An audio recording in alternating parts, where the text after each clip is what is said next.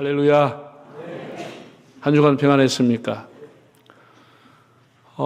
우리가 오늘 성찬식을 행하게 되면서 자연스럽게 예수님의 십자가의 죽음을 생각나게 됩니다. 저는 요즘 저의 목회 48년의 은퇴를 앞두고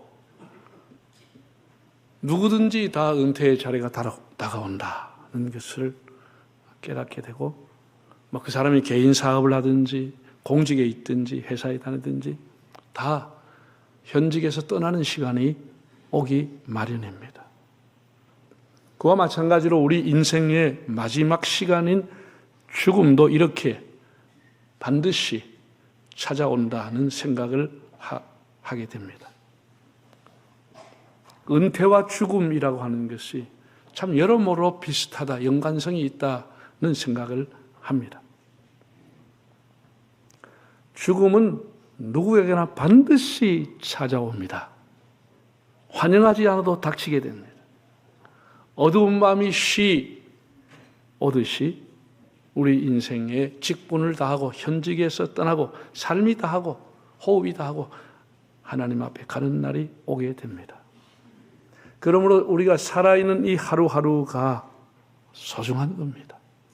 하루하루를 감사하게 보내려고 힘을 써야 합니다. 앞으로 과학이 어느 정도까지 발달할지는 모르겠습니다. 저희 세대 사람들은 굉장히 충격적인 이 변화의 삶을 살아가는데 정말 따라가기가 힘듭니다. 농경사회는 1000년이든 2000년이든 문화가 별로 바뀌지 않았습니다. 그냥 할아버지가 농사 짓는 대로, 아버지가 농사하는 대로 그대로 하면 별로 차이가 없었습니다. 지금은 이 3차 산업이 이미 4차 산업으로 넘어가고 이제 멀지 않아 다시 우리가 전혀 알지 못했던 새로운 AI 시대, 5차 산업의 시대가 오면은 세상은 또다시 한번 바뀌어집니다. 저는 메일을 거의 사용하지 않아요. 한 주일에 한 번 열어볼 때도 있고 어떨 때는 한 달 동안 안 열어봐도 이상 없어요. 메일이라고 하는 것은 저에게는 업무적으로 누가 메일 열어보라 그러면 열어보는 것이지 제가 거기에 글 쓸 일도 별로 없고 그걸 가지고 하지 않아요.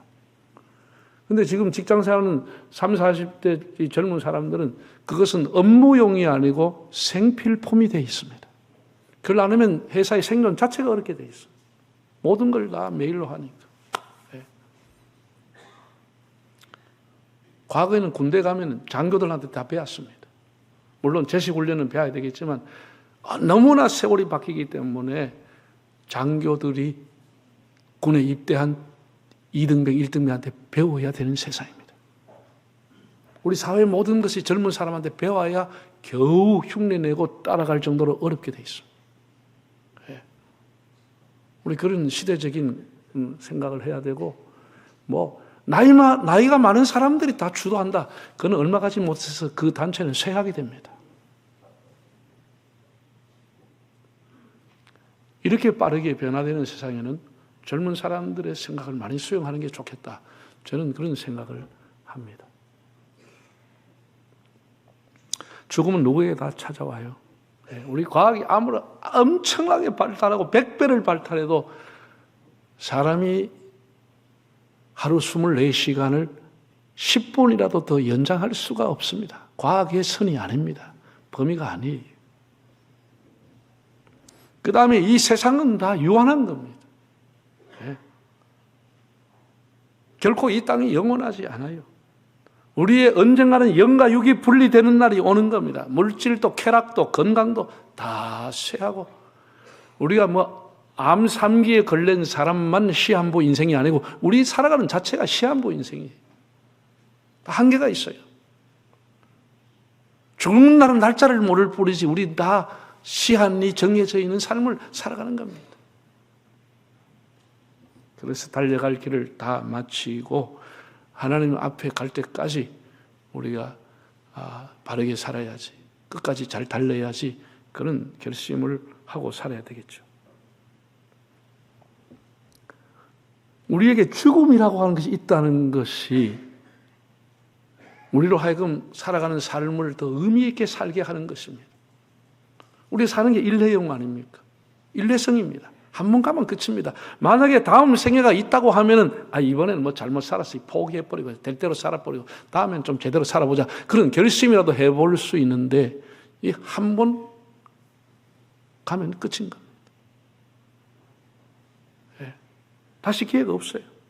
그래서 땅의 시간, 비록 짧은 시간이지만 더 의미 있고 보람되게 우리가 살아가도록 결심을 해야 됩니다. 하루하루 생명이 소중하잖아요. 여러분, 대단하게 인기 누리는 사람, 대단한 권력을 가진 왕이다, 대통령이다, 최상의 권력을 가진 사람도 일단 죽으면 영혼이 떠나가고 생명이 떠나가기 때문에 그 사람은 시신을 감싸서 관속에 안치하게 됩니다. 외국에서 사람이 죽으면 어떻게 해요? 대통령이라 할지라도 퍼스트 클래스, 비즈니스 클래스 탈 수 없습니다. 사람이 일단 딱 죽으면은 패스포드가 더 이상 필요하지 않습니다. 아무 소용이 없습니다.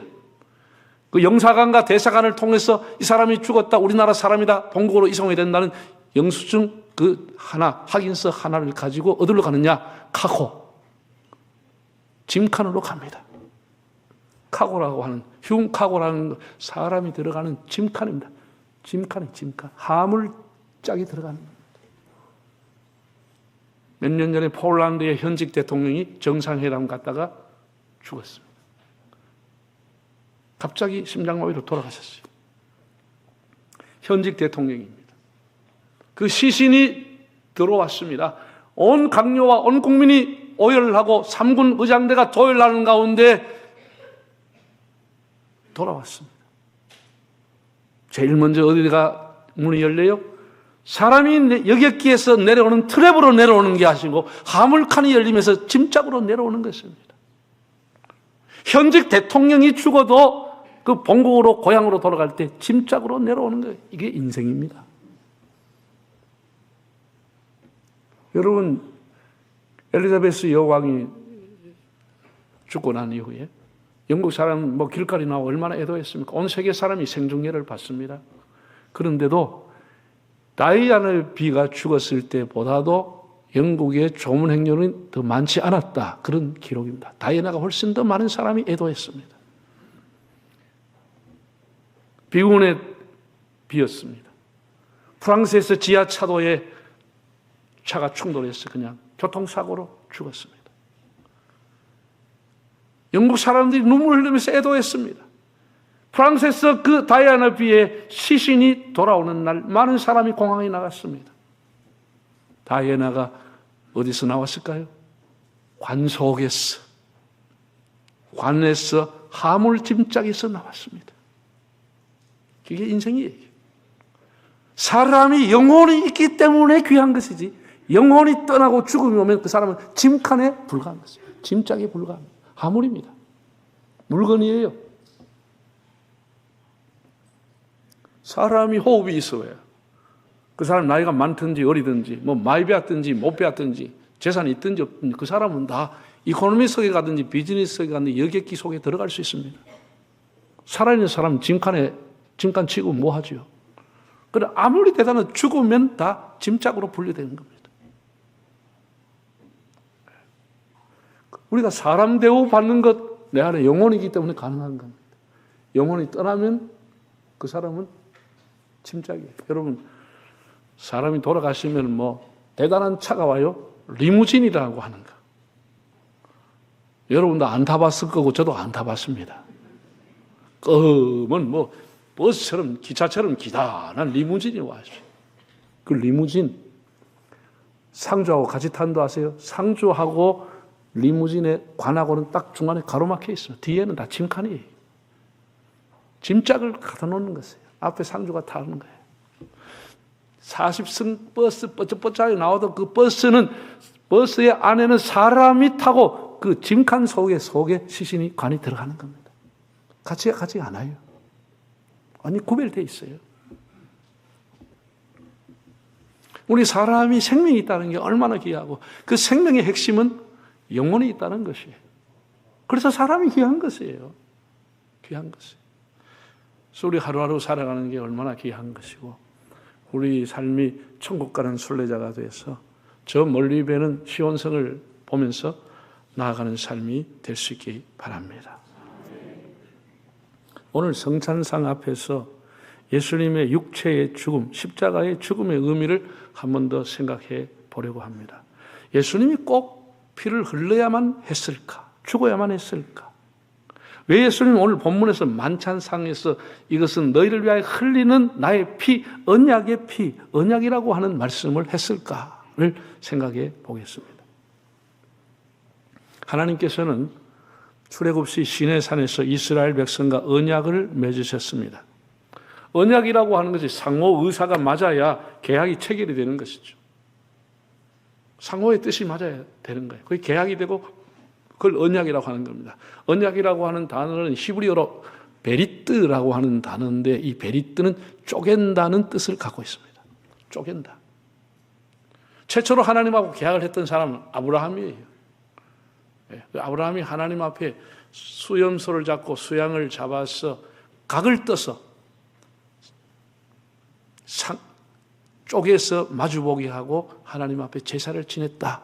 이런 말씀이 나옵니다. 한번 창세기 볼까요? 15장 10절 아브라함이 그 모든 것을 가져다가 중간을 쪼개고 그 쪼갠 것을 마주 대하여 놓고 그 새는 쪼개지 아니하였다. 아브라함이 그 모든 것 수염소, 수양을 각을 떠서 쪼개고 하나님 앞에 제사를 드렸다. 하나님하고 언약을 맺었다. 그런 얘기입니다.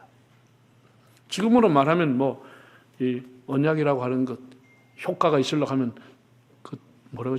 인감 도장을 찍어야 책임 있고 효과가 있는 거 아니에요? 인감 도장을 찍었다 그 얘기입니다.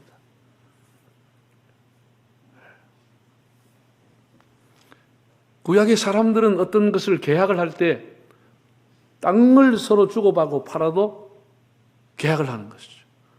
그때 양을 잡아서 각을 떠서 양쪽을 쪼개서 벌려놓고 그 사이로 두 사람이 지나갔습니다.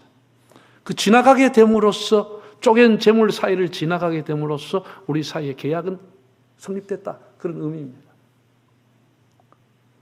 그럼 계약을 위반하면 어떻게 되죠? 지금도 사람이 언약해놓고 약속해놓고 계약을 위반하면 어떻게 해요? 쪼개집니다. 그 사람의 신용이 쪼개집니다. 그 사람하고 관계 다 쪼개지고 깨져버립니다. 부부도 깨지고 쪼개집니다. 고발하든지 교도소 가든지 인생이 파탄나고 쪼개져 버립니다. 지금도 계약하면 다 쪼개지는 거예요. 그 구약의 모든 언약은 이렇게 양을 잡든지 수소를 잡든지 수염소를 잡든지 다 피를 가지고 계약을 맺었습니다. 피가 있어야 계약이 언약이 성립이 되는 겁니다. 하나님께서 유월절을 지키게 하실 때에도 유월절 양을 잡았어. 그 피를 흘려서 문설주에 바르게 함으로써 재앙이 넘어가게 하리라. 모든 재앙이 패스되리라고 하나님이 언약을 피를 보고 했습니다. 그리고 하나님 앞에 드리는 모든 제사는 5가지 5대 제사 중에 곡물로 제사를 드리는 소제를 제외하고는 전부가 피가 있어야 제사가 성립이 됐습니다. 번제, 속제제, 하목제, 속건제 전부가 피를 흘려 양을 잡든지 수염소를 잡든지 피를 흘려야만 그 피를 뿌릴 때 제사가 성립이 됐습니다. 왜 피가 있어야 되지요? 왜 언약에 계약에 피가 있어야 되지요? 피라고 하는 것은 사람의 생명을 상징하는 겁니다. 한번 성경 두 곳을 보겠습니다. 레위기 17장을 볼까요? 육체의 생명은 어디에 있어요? 피에 있다라는 거예요. 내가 이 피를 너에게 주어 제단에 뿌려 너희 생명을 위하여 속죄하게 하였나니 생명이 피에 있으면 피가 뭘 한다고? 피가 죄를 속해주는 거예요. 피가. 히브리서 9장 율법을 따라 거의 모든 물건이 피로써 정결케 되나니 뭐가 없으면 피가 흘려지지 않으면 사함이 없다라는 거예요. 피 흘림이 없으면 용서가 없다라는 거예요. 치유 회복이 없다라는 것이죠.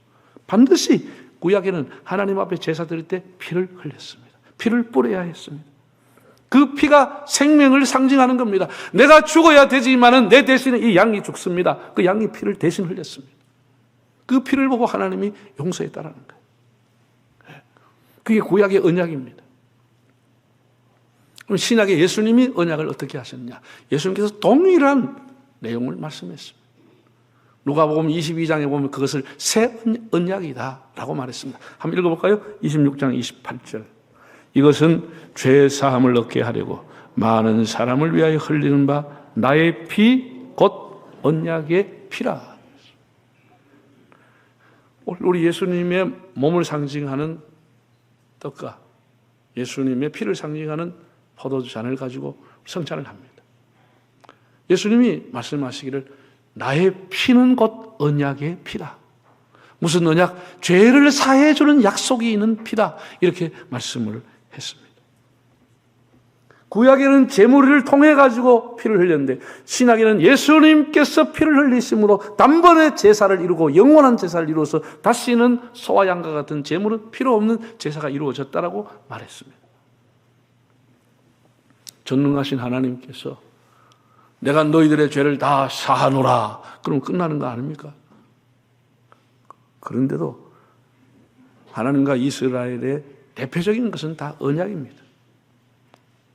피가 생명이기 때문에 피를 통해 가지고 죄를 속하는 의식을 예배를 통해서 제사를 통해서 해왔습니다. 예수님 역시 세례 요한이 예언한 대로 6월절에 하나님의 어린 양이 되어서 6월절 양같이 예수님 피를 흘려 죽었습니다. 그것은 단순한 죽음이 아니고 죄 사함이 언약이 되어 있는 약속이 있는 십자가입니다. 신약 성경의 바울은 또 사도 요한은 이렇게 말했습니다. 에베소 1장을 한번 읽어볼까요? 우리는 그리스도 안에서 그의 은혜의 풍성함을 따라 그의 뭐로 말미암아? 피로 말미암아 속량 곧 죄사함을 받았다. 예수님의 피로 우리가 죄사함을 받았다고 그랬습니다.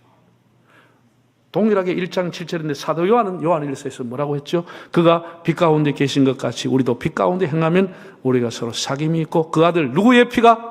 예수의 피가 우리를 모든 죄에서 깨끗하게 하실 것이요. 할렐루야. 그래서 우리가 예수의 피를 십자가라고 하는 건 예수님의 피를 상징하는 겁니다. 예수님의 죽으심을 상징하는 거예요. 그래서 찬송 여러 번 제가 말씀했지만 구주의 십자가의 보혈로 뭐 받기를 원한다? 죄 씻음 받기를 원한다. 나의 죄를 씻기는 뭐밖에 없다고요? 예수의 피밖에 없다고. 다 피로써 주님이 언약을 맺으시고 우리가 예수의 십자가와 그 피를 보혈을 믿음으로써 하나님 앞에 구원받는 삶을 열어주셨다는 사실입니다. 참 묘하게 하나님께서 3,500년 전 모세를 통해서 구체적으로 피의 언약을 줬습니다. 피는 사람의 생명을 상징하는 것이고 그 피가 너희들의 죄를 사하는 것이라고 말씀을 하셨는데 온 세계의 속죄가는 죄를 속하는 제사법이 비록 이방인들도 다 비슷했습니다. 다 피를 통해서 용서받았습니다. 1300년 저 멕시코의 한 지역에서 유행병과 전염병이 돌았습니다. 많은 사람이 죽어갈 때 신의 진노라고 생각했던 사람들이 모여가지고 속죄의 제사를 드렸습니다. 한 청년을 마을에 선택해서 얼마 동안 잘 먹이고 마침내 옷을 벗기고 온몸에 흰색과 파란색, 붉은색의 페인트를 칠해가지고 그를 묶고 제단 높은 곳에 매달았습니다. 마을 사람들이 나와서 지나가면서 나의 죄를 가져가시오, 나의 질병도 가져가시오, 우리 집안의 재앙도 가져가시오 이렇게 하고 난 이후에 그 청년이 결국은 죽고 그의 피를 제단에 뿌렸습니다. 고대 아테네, 이집트, 아프리카 곳곳에서 피를 뿌리거나 피를 바름으로써 속죄 의식을 행하고 있습니다. 여러분 지금도 TV를 보세요. 정말 문화와 동떨어져 살아가는 아프리카 원주민들, 브라질 원주민들, 아마존 주변에 사는 사람, 인도네시아의 섬에 살아가는 원주민들을 보세요. 그게 닭이나 오리나 양을 잡아서 반드시 짐승의 피를 뿌리면서 재앙이 물러가는 제사의식을 하고 있습니다. 온 세계가 다 속죄가는 피와 연관이 되어 있습니다. 사람들은 피 냄새를 역겨워하고 피 흘리는 것을 싫어하지만 속죄의식 속에는 반드시 피가 들어간다. 참 묘하지 않아요? 피가 뭐를 상징하기 때문에? 그 사람의 생명을 상징하기 때문에. 생명을 상징하는 거예요. 단순히 생명만 상징하는 게 아니고 성경에 보면 속죄함을 의미한다. 피 흘림이 있어야 사함이 있다라고 언약을 했습니다. 예수님께서 십자가에서 피 흘려주심으로써 우리가 그 보혈의 은혜와 능력을 믿음으로써 하나님 앞에 구원받는 길을 열어주셨습니다. 여러분, 구약은 신약의 그림자이고 모형입니다. 예수님은 구약의 완성자로 오셨습니다. 예수님은 실체입니다. 더 이상 그림자가 아니고 모형이 아닙니다. 우리가 아파트를 분양하기 전에, 아파트 짓기 전에 뭘 먼저 짓죠? 모델하우스를 먼저 지어놓죠. 그 모델하우스를 사람이 찾아갑니다. 분양하기 전에 거기에 가서 이제 뭐 어떤 크기로 짓고 어떤 평수는 이런 모양으로 만들고 무슨 몰딩은 어떻게 하고 인테리어는 어떻게 하고 뭐 여기 들어가는 붙박이장은 어떻게 하고 사이즈는 어떻게 되고 화장실이 한두 개 있다, 세 개 있다, 다 이렇게 먼저 보여주잖아요. 재료는 뭐다. 이거를 보고 난 이후에 사람들이 분양을 하죠. 그리고 분양이 다 끝나면 어떻게 해요? 그 분양을 위해서 만들었던 홍보관은 철수하는 겁니다. 더 이상 필요하지 않는다. 예수님이 오시기 전에 구약의 모든 제도는 한마디로 모델하우스였습니다. 그림자였습니다. 모형이었습니다. 실체이신 예수님이 오심으로써 모델하우스는 다 철거되고 무너지고 예수님만이 우리에게 구원자가 되고 그가 만든 제도만이 하나님 앞에 가게 하는 것입니다. 다른 건 필요하지 않아요. 다른 건 필요하지 않아요. 보혈을 지나 하나님 품으로 보혈을 지나 아버지 품으로 예수님의 보혈로 쪼개진 그 길로 우리 하나님 앞에 가는 것입니다. 그것이 예수님과 우리가 맺은 새로운 언약인 것입니다. 예수님 몸을 쪼갰습니다. 그 쪼갠 사이로 우리가 그 보혈을 의지해서 하나님 앞에 가는 것입니다. 더 이상의 소를 잡거나 더 이상의 양을 잡을 필요가 없이 실체이고 완성자이신 예수님이 오신 것입니다. 제가 늘 말씀을 드리지만 여러분 구약이든지 신약이든지 성경을 짜고 짜면 뭐가 나와요? 피가 나옵니다. 성경을 짜면은 피가 나옵니다. 이것을 모르면 그 사람 복음의 근처에도 못 간 것입니다. 제가 오늘 여러분에게 짧게 설명했지만 이것이 복음의 핵심입니다. 구원의 핵심입니다. 여러분이 도덕적으로 깨끗하게 산다, 양심적으로 살아왔다고 해서 그것이 여러분의 죄를 속할 수 있는 능력이 있는 게 아닙니다. 우리가 어떤 억만가지 죄를 짓든지 죄를 안 짓든지를 떠나서 예수님의 보혈만이 우리를 맑게 씻고 하나님 앞에 설 수 있는 능력이 되는 겁니다. 그것이 구원입니다.